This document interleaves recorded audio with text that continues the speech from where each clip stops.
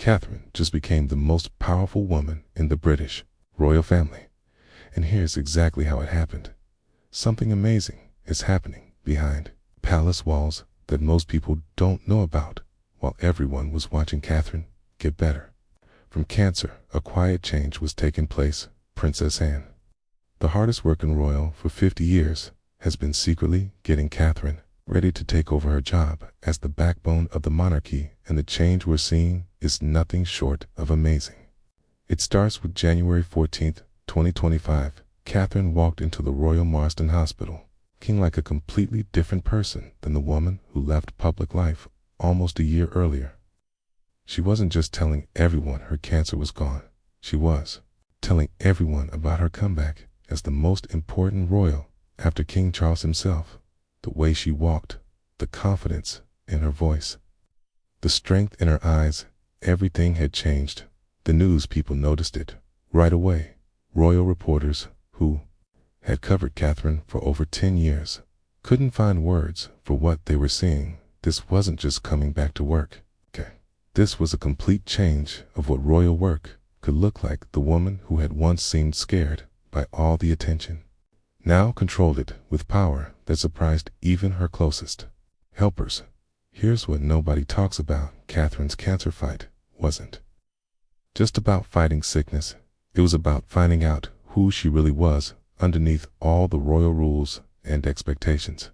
For months, she had time to think, to look back, to decide what kind of royal she wanted to be. And the answer surprised everyone, including herself. During those quiet months away from public life, Catherine went through what can only be called a deep personal change. The old Catherine was careful, always following rules, never stepping out of line. She had been the perfect royal wife, helpful, pretty, never causing trouble. But sickness has a way of taking away everything that doesn't matter, leaving only what truly matters. The new Catherine, she's a force of nature. She's making decisions that would have been unthinkable just 2 years ago. She's taking on jobs that usually belong to much more senior royals. She's speaking her mind in ways that are both respectful and revolutionary. Friends close to the family describe a woman who came out of her health crisis with a clear purpose that was almost shocking. Where once she might have listened to palace helpers or followed old rules, she now trusts her gut feelings and fights for her vision with quiet but clear determination. Now, here's where it gets really interesting. Princess Anne, who everyone knows as the no-nonsense, hardest working royal, saw something in Catherine that nobody else did while Catherine was getting treatment. Anne wasn't just sending flowers and get-well cards. She was visiting Catherine privately, having deep talks about duty, service, and what it really means to be royal in today's world. These weren't casual chats over tea. These were masterclasses in royal service from the woman who has done more royal events than any other family member in history. Anne was teaching Catherine everything she knew about connecting with people, about making every event meaningful, about turning royal duty into real service that actually helps people, and shared stories from her decades of service. The mistakes she'd made, the lessons she'd learned, the moments that had shaped her approach to royal life. She talked about the loneliness of the job, the weight of always being watched, but also the amazing privilege of being able to make a real difference in people's lives. But here's the part that will blow your mind. Anne wasn't just mentoring Catherine. She was getting her ready for something much bigger. Anne has been watching the royal family struggle with fewer working members, an aging king, dealing with health problems, and a public that's demanding more from their royals. She knew someone needed to step up in a major way, and she chose Catherine. Think about this for a second, Princess Anne has been the royal family's secret weapon for decades. She does more work than almost anyone else, never complains, never seeks attention, just gets things done. For her to choose Catherine as her replacement in this role is huge. It's like getting the approval of the toughest teacher in school. Anne recognized in Catherine something that others had missed, a combination of natural caring, strategic thinking, and the kind of quiet strength that could carry the monarchy through its next phase of change. She saw someone who could bridge the gap between tradition and modern times, someone who could make the royal family matter to a new generation, while respecting its history. The mentorship between Anne and Catherine has been one of the most important relationships in the royal family's recent history. Though it's been done almost entirely out of public view, Anne's influence can be seen in Catherine's new approach to royal duties, her focus on meaningful engagement over ceremony, and her willingness to tackle complex social problems. The proof is in what we're seeing right now. Catherine isn't just doing her old job anymore. She's taking on projects that are bigger, more complex, more important than anything she's handled before. Her work with mental health isn't just about raising awareness anymore. She's actually trying to change how the entire country thinks about mental health. Her early childhood development work isn't just about cute photo opportunities with kids. She's working with scientists, researchers, and policymakers to create real change in how we raise children. She's using her platform to push for actual government policy changes that could affect millions of families. The depth of her commitment is clear in the way she prepares for events where once she might have relied on briefing notes and prepared remarks. She now insists on meeting with experts, reading research papers, and understanding the detailed complexities of the issues she's addressing. Her team has had to expand significantly to support this more intensive approach to royal duties. And here's something most people don't realize.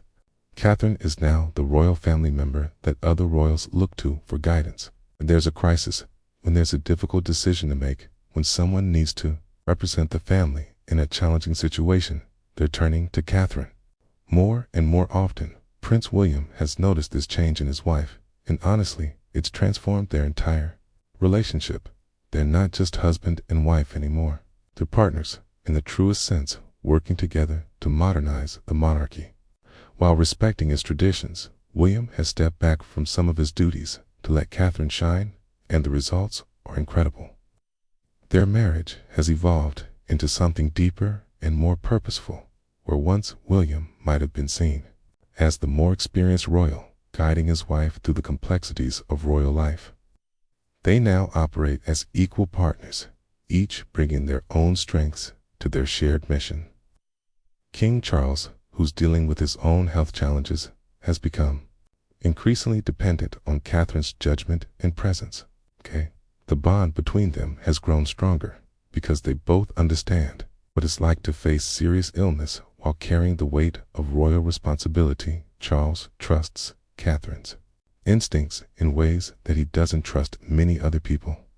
But let's talk about what makes Catherine's approach so different and so effective. The old model of royal service was about showing up, cutting ribbons, making small talk, and moving on to a mint. The next event, Catherine has completely flipped this script. She stays longer at events. She asks deeper questions. She follows up on the people she meets. She turns every royal event into a meaningful connection. Take her recent visit to a children's hospital instead of the usual 30-minute walkthrough with carefully planned photo opportunities. Catherine spent 3 hours there. She sat with families, listened to their stories, played with sick children, and even stayed to comfort a mother who was struggling with her child's diagnosis. The hospital staff said they'd never seen anything like it. From a royal visit, this approach requires a complete rethinking of how royal schedules work. Catherine's team has had to become more flexible, more responsive to the needs of the moment, rather than the demands of the calendar. It's a risky approach that could easily backfire, but Catherine's instincts have proven remarkably sound. This approach is having a massive impact on public opinion. Catherine's approval ratings are through the roof, but more importantly, she's changing how people think about the royal family. Young people who used to see the royals as outdated and irrelevant are starting to pay attention. Parents see her as someone who understands their struggles. Healthcare workers see her as someone who genuinely cares about their mission. The numbers don't lie. When Catherine appears at an event, media coverage is extensive and positive. When she supports a charity, donations increase dramatically. When she speaks about an issue, people listen and take action. She's become the royal family's most effective ambassador, and she's using that power responsibly. Social media metrics tell the story even more clearly. Catherine's posts generate more engagement than those of any other royal family member. Her speeches are shared widely, often going viral in ways that surprise even her communications team. She has become, almost accidentally, the royal family's most effective influencer. Here's what's really smart about Catherine's strategy. She's not trying to be revolutionary or controversial.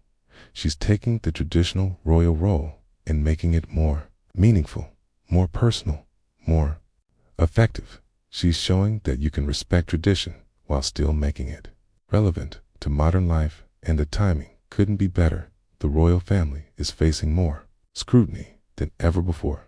People are questioning whether the monarchy is worth the cost, whether it's still relevant in the 21st century, whether it can adapt to changing times. Catherine's approach is providing answers to all these questions. She's proving that royals can be relatable without losing their dignity. She's showing that royal service can create real change, not just generate nice headlines. She's demonstrating that the monarchy can evolve and stay relevant while still maintaining its core values and traditions.